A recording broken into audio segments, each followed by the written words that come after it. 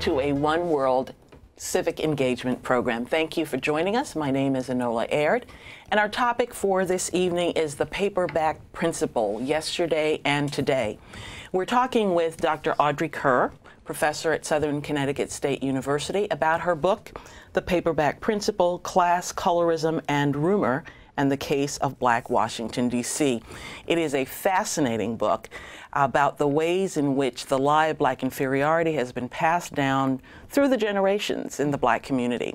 Thank you very much for joining us for this conversation. Thank you for having me. It's a pleasure. Certainly looking forward to it. You have put together quite a treasure trove of information and lore about a topic that doesn't get discussed too much, but it's really quite important in the black community. Tell us, what is the paperback principle? The purpose of the book initially was to think about and have an opportunity to write about an entire area of lore in the black community that had really not been committed to paper. So I was primarily interested in the idea that there were all of these folk forms that existed, including legends, myths, tall tales, urban legends, blues music, that memorialized in many different ways the importance of complexion in black community. But because these forms were all oral, they were going to fade away. There was no repository. There was nowhere you could go to mine through this material. And so the creation of this book was really an effort to find a way to capture this historical material on the page, and also to use the material to do some type of study of how complexion has really mattered in black life, both internally, but also the external forces that created the preoccupation with color. So what is the paper? I noticed that the book cover has a paper bag. Yeah. What is it? What is? So the paper bag principle was a piece of lore that I had heard growing up in a lot of different circles, and it was this piece of urban legend that essentially said that in order to join certain fraternities, sororities, social groups, in some cases churches, institutions, organizations, you had to be lighter than the color of a brown paper bag. And this particular urban legend was something that replicated itself in different American cities. And many black people believed it to be true. There were some places where it had greater currency than others. In New Orleans, for example, there actually were paper bag parties where people had to be a certain complexion to attend those parties. In other places, it was just the idea that you were not welcomed in certain social circles or with a certain social group. And it's a sort of taboo subject in black community. So I felt that the naming of the book, The Paper Bag Principle, would speak to the fact that this isn't about whether or not a paper bag existed. It's about the theory behind it, and it's about the belief system that it perpetuated over several generations. Do most black people know about the paper bag test, or paper bag principle? Most black people know about the idea of it if they don't know about the language of it. I mean, they might not be familiar with that phrase, but they're certainly familiar with the notion of exclusive organizations, or organizations that are thought to exclude people who are darker. But I was surprised, particularly in the context of college, for example, and I went to a predominantly white college, that most of the black students on this white college campus were very familiar with the notion of a paper bag test. And later, when I went to Washington, D.C. to do research, I was at Howard University, and I could hardly stumble upon a person who had not heard of the paper bag principle. But the space between the existence of actual practices and a whole body of material that enforced a way of being, that's what the paper bag principle is. It's the notion that there's this idea that people are excluded, whether or not the practices actually take place. I want to step back for a minute and ask you, what drew you to this idea? I understand from reading the book that your grandmother had something to do with this. My grandmother had a little bit to do with it. My grandmother was a very fair-skinned West Indian woman who, in my understanding of her experience, was able to have a really great transition into the American dream, in part because she was near white, and that she recognized that in America, her fair skin was a passport to opportunities that many of her black friends who were American didn't have. And my grandmother, I think, in our being around her home, she also enforced for us that there were certain notions of marrying up, and marrying up meant marrying someone lighter than your own color, and that each generation we were improving ourselves by doing this. And this wasn't something that she always spoke explicitly, but it was implicit. And it was implicit in the way she talked about certain people, the way she might talk about someone as having made a poor decision, for example, in selecting their spouse. Not so much, I mean, I never heard that from my parents. It really was my grandmother's generation.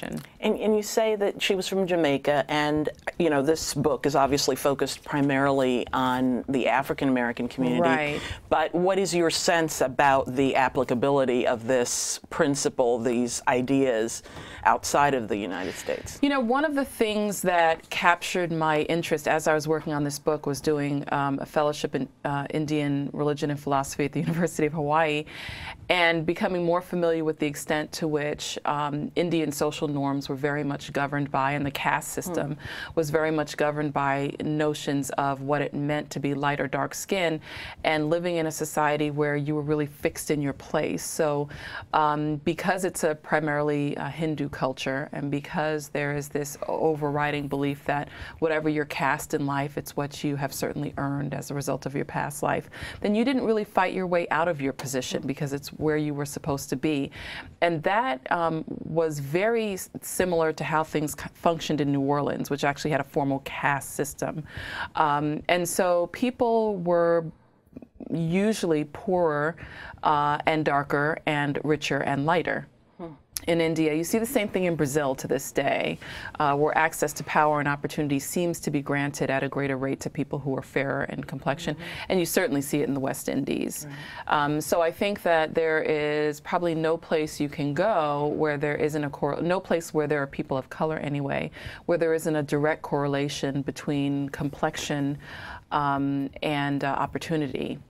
And so to the extent that this is a historical truism, it seemed to me that it was worth some explanation beyond racism, of understanding how the dynamic of racial issues were being perpetuated internally, and what mechanisms had been formed by people of color in order to recreate racist principles over and over again. So you start the book and for several chapters talk about something called complexion lore.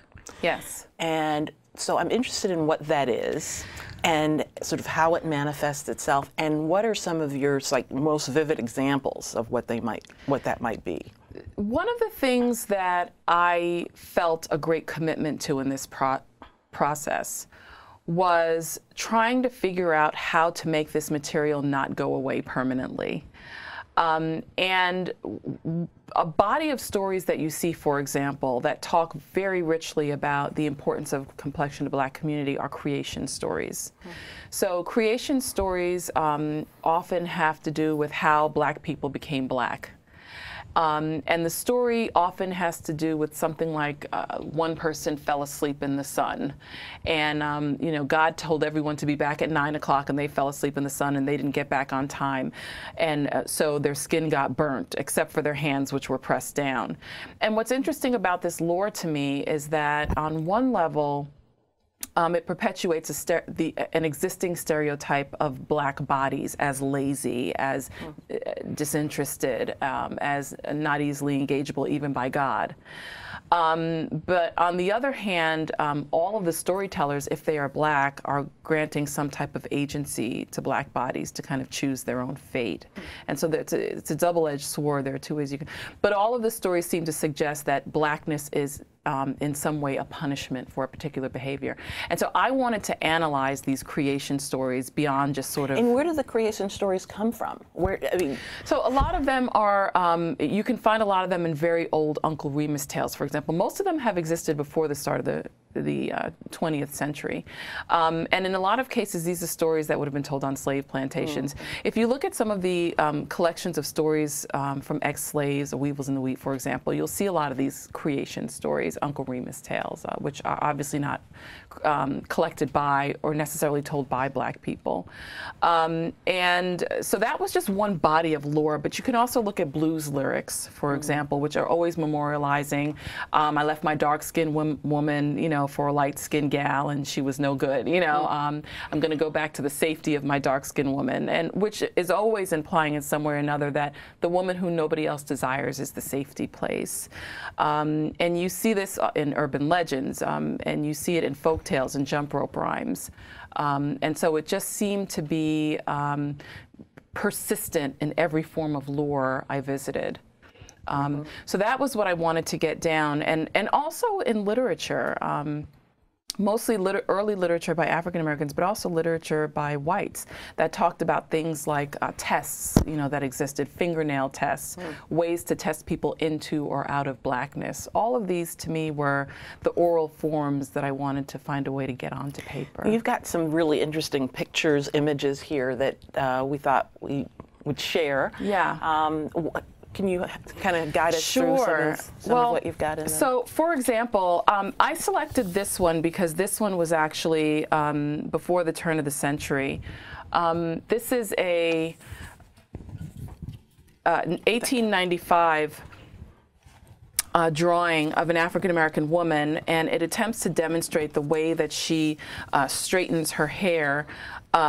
And what it suggests is that in order to straighten her hair, she had to read what they call a hair-raising ghost story, and it goes through the various steps. And this is one piece that obviously would be considered clearly offensive today, but it's a very good, I think, illustration of the way in which a lot of the oppressions are working in tandem. So you can't talk about complexion without also talking about the importance of things like hair texture, phenotype, and other indicators of Blackness or whiteness.